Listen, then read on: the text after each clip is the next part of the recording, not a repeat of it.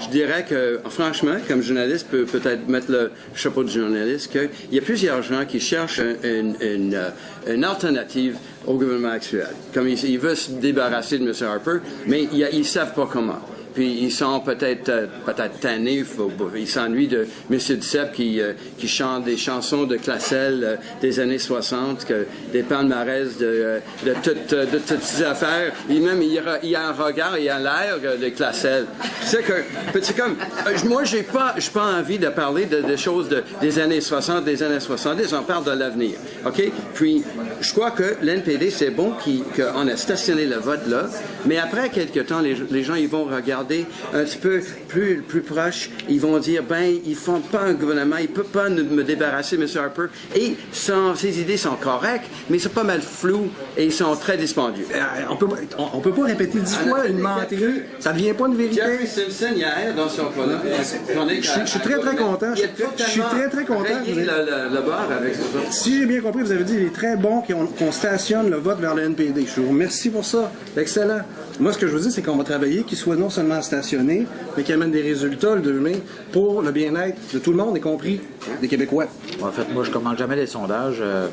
Ce qui est intéressant de voir dans la région, c'est que depuis 1 an et demi, on a livré des résultats. Et on en a livré non seulement dans la région, mais à travers le Canada.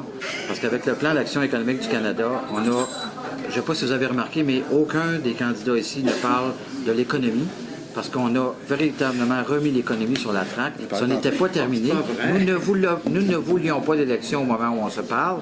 Alors, moi, ce que je dis aux gens, c'est voter conservateur, c'est voter pour une continuité d'investissement dans la région, de développement régional. Et il y a toute une série de choses que je vais faire dans la région dans les prochains mois, suite à mon élection et après.